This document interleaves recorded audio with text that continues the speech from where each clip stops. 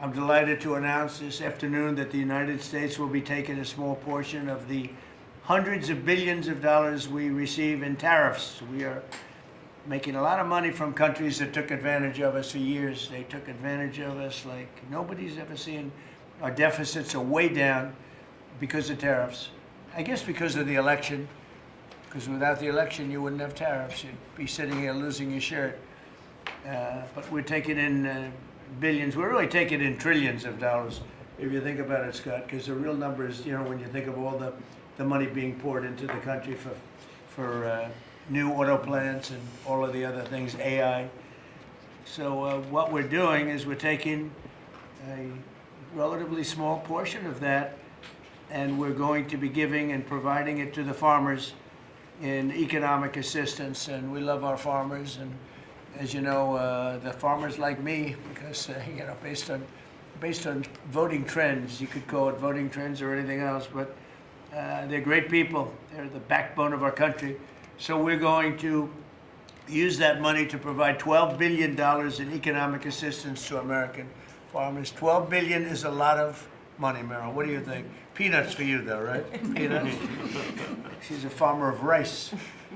This relief will provide much-needed certainty to farmers as they get this year's harvest to market and look ahead to next year's crops, and it'll help them continue their efforts to lower food prices for American families. And again, we inherited something that we inherited the worst inflation in the history of our country, and we're taking care of it.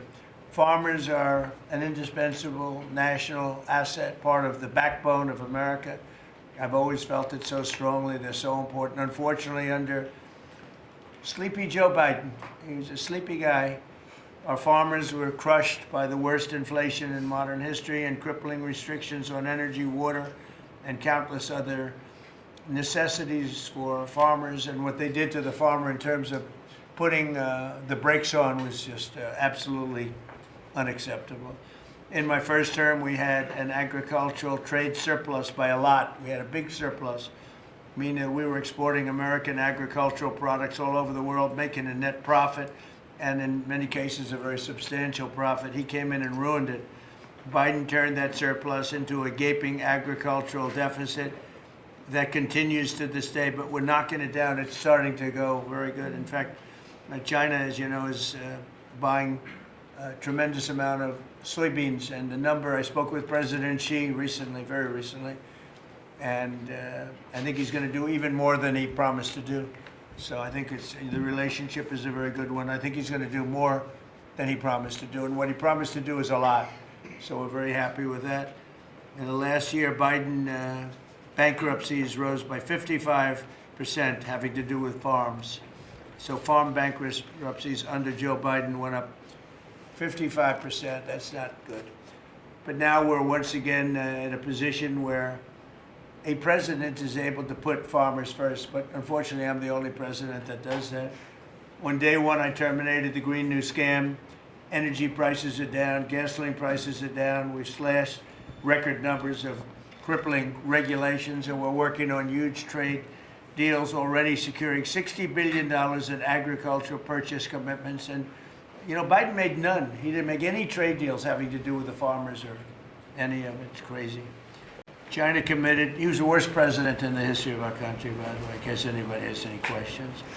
China committed to over $40 billion of soybean purchases, and that's a commitment.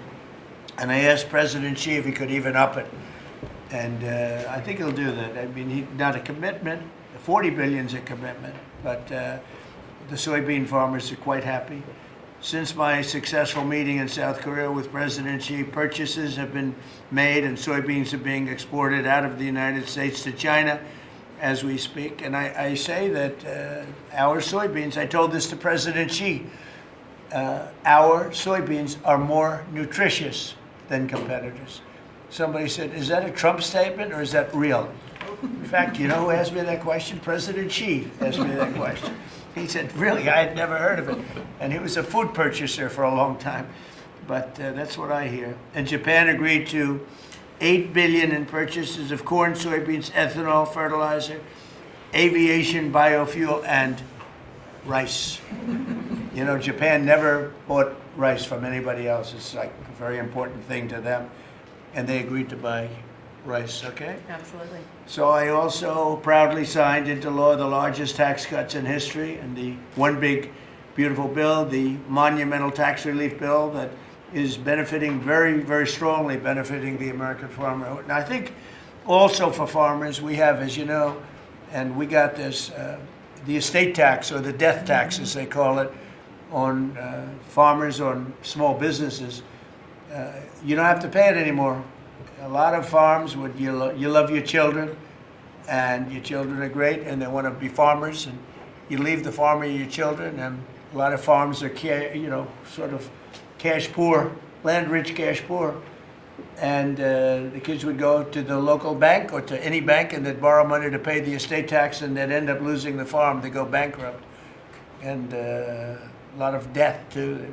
Literally, because they love their farm and they love their business and they love that way of life, they'd end up committing suicide. A lot of suicides. We have no more estate tax. How about that? Do you have children? I do. Well, let them know. Now, if you love your children, then it's good. If you don't love your children, you don't have to leave them anything. It doesn't matter what I just said. They're still young. I still I love have a them. feeling you love them. I still love them. I have a feeling you love your children. But the estate tax is a very big thing, so you don't have estate tax. You die, you leave your farm or whatever, or small business to your children, you don't have to pay estate tax. It seems to affect the farmer more than anybody else, because you can have a farm that's very valuable, and therefore you have to pay a big tax, but it's not a big value in terms of cash. Maximizing domestic farm production is a big part of how we will make America affordable again and bring down grocery prices for American families. And again, these are prices that we inherited. When I left, we were doing incredible. In 4 years, what they've done to this country and so many, and not even mentioning the border and the criminals allowed into our country and all of the other. So I just want to say it's a tremendous honor being with you.